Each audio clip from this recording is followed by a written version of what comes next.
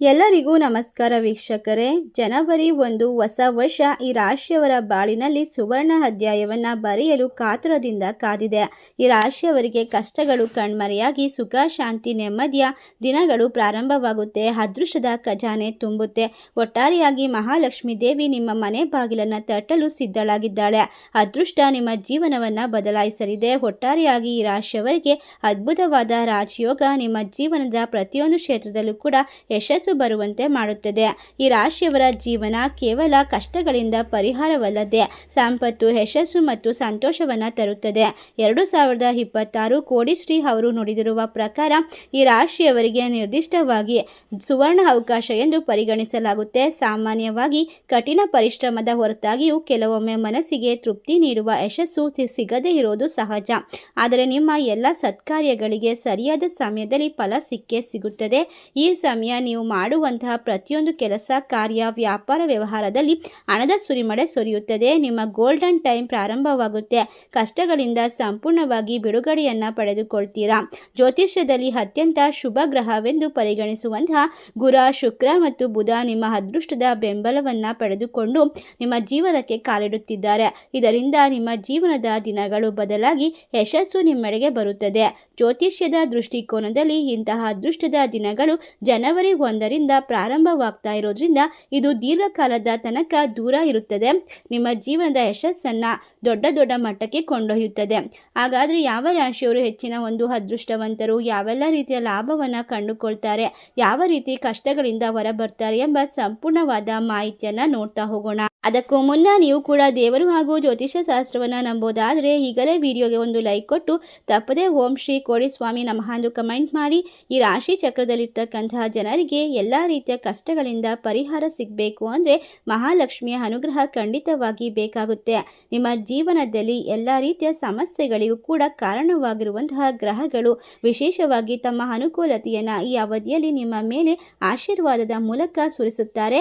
ಈ ಒಂದು ಮಳೆಯ ಪ್ರಭಾವದಿಂದಾಗಿ ನಿಮ್ಮ ಜೀವನದಲ್ಲಿ ಹಣಕಾಸಿನ ಅಭಿವೃದ್ಧಿ, ಆರ್ಥಿಕ ಸ್ಥಿತಿ ಬಲಪಡಿಸಿಕೊಳ್ಳೋದು, ಆದಾಯದ ಹೊಸ ಮೂಲಗಳು ತೆರೆದುಕೊಳ್ಳಬಹುದು. ವೃತ್ತಿ ಕ್ಷೇತ್ರದಲ್ಲಿ ಹೊಸ ಅವಕಾಶಗಳು ಲಭಿಸುತ್ತೆ. ಹಳೆಯ ಯೋಜನೆಗಳು ಯಶಸ್ವಿಯಾಗುತ್ತವೆ. ಕಠಿಣ ಪರಿಶ್ರಮಕ್ಕೆ ತಕ್ಕ ಪ್ರತಿಫಲ ಅದೃಷ್ಟವು ಹೊಳೆಯುತ್ತದೆ. ಶಿಕ್ಷಣ ಮತ್ತು ಹೊಸ ಕೌಶಲ್ಯಗಳನ್ನು ಕಲಿಯುವಿಕೆಯಿಂದ ಲಾಭ ಕೂಡ ದೊರೆಯುವ ಸಾಧ್ಯತೆ ಇದೆ. ಮೊದಲನೇ ರಾಶಿ ಬಂದು ಮೇಷರಾಶಿ. ಮೇಷರಾಶಿಯವರಿಗೆ ಈ ಸಮಯ ಬಹಳ ಪ್ರಯೋಜನಕಾರಿ. ನಿಮ್ಮ ನಾಯಕತ್ವದ ಕೌಶಲ್ಯಗಳು ಪ್ರಶಂಸೆಗೆ ಪಾತ್ರರಾಗುತ್ತದೆ. ಹೊಸ ಹೂಡಿಕೆಗಳು ಮತ್ತು ವ್ಯವಹಾರದಿಂದ ಲಾಭ ಉಂಟಾಗುತ್ತೆ. ದೀರ್ಘಕಾಲದಿಂದ ಬಾಕಿ ಉಳಿದಿರುವ ಕಾರ್ಯಗಳು ಈ ಅವಧಿಯಲ್ಲಿ ಪೂರ್ಣಗೊಳ್ಳಬಹುದು. ಕುಟುಂಬದಲ್ಲಿ ಶಾಂತಿ ಮತ್ತು ಸಂತೋಷ ನೆಲೆಸುತ್ತೆ. ಸ್ನೇಹಿತರೊಂದಿಗೆ ಸಂಬಂಧಗಳು ಉತ್ತಮವಾಗ್ತಾ ಹೋಗುತ್ತೆ. 2026 ನಿಮ್ಮ ಜೀವನದ ಸುವರ್ಣ ಅಧ್ಯಾಯ ಅಂತ ಹೇಳಿದ್ರೆ ತಪ್ಪಾಗೋದಿಲ್ಲ.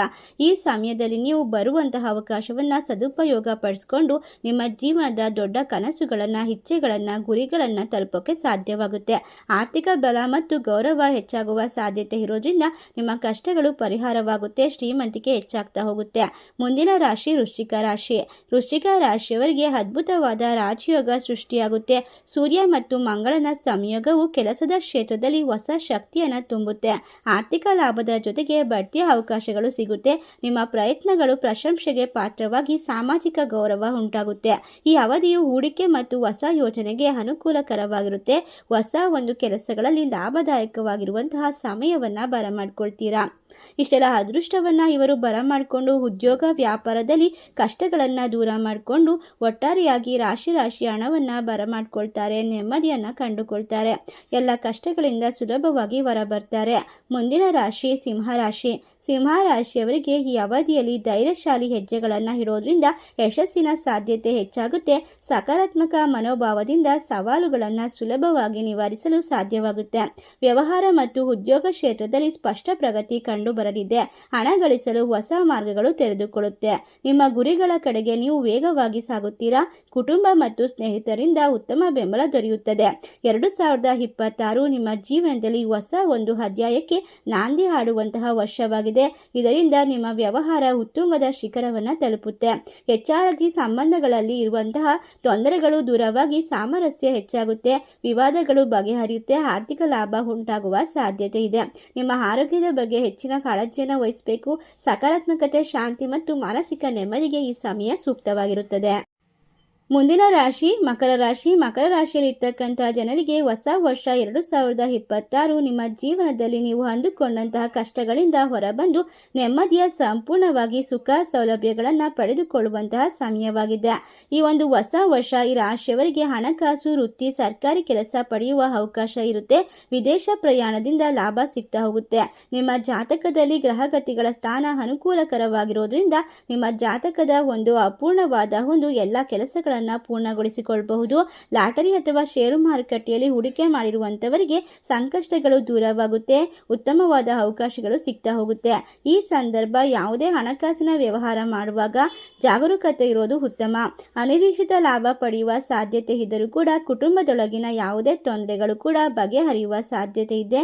ನಿಮ್ಮ ಜೀವನದಲ್ಲಿ ಅದ್ಭುತವಾದ ಕ್ಷಣಗಳನ್ನು ಕಂಡುಕೊಳ್ತೀರಾ. ಮಕ್ಕಳು ಕೂಡ ಶಿಕ್ಷಣ, ಕಲಿಕೆ ಮತ್ತು ಪ್ರಯಾಣಕ್ಕೆ ಸಂಬಂಧಪಟ್ಟಂತಹ ಕ್ಷೇತ್ರಗಳಲ್ಲಿ ಉತ್ತಮವಾಗಿ ಪ್ರಯೋಜನಕಾರಿ ಎಂದು ಸಾಬೀತುಪಡಿಸುತ್ತೆ. ಈ ಒಂದು ವರ್ಷವಿಡೀ ನಿಮ್ಮ ಮನೆಯಲ್ಲಿ ಶಾಂತಿ ಮತ್ತು ಹಣಕಾಸಿನ ಪರಿಸ್ಥಿತಿ ಅತ್ಯುತ್ತಮವಾಗಿರುತ್ತೆ ಅಂತ ಹೇಳಿದ್ರೆ ತಪ್ಪಾಗೋದಿಲ್ಲ. ಇಷ್ಟೆಲ್ಲ ಅದೃಷ್ಟವನ್ನು ಬರಮಾಡಿಕೊಳ್ಳುವಂತಹ ಈ 4 ರಾಶಿಗಳಲ್ಲಿ ನಿಮ್ಮ ರಾಶಿ ಇದ್ದರೂ ಇಲ್ಲದಿದ್ದರೂ ಭಕ್ತಿಯಿಂದ ಓಂ ಮಹಾಲಕ್ಷ್ಮೀ ದೇವಿ ನಮಃ ಎಂದು ತಪ್ಪದೆ ಕಮೆಂಟ್ ಮಾಡಿ ನಮ್ಮ ಚಾನಲ್ಗೆ ಸಬ್ಸ್ಕ್ರೈಬ್ ಮಾಡಿ. ಧನ್ಯವಾದಗಳು.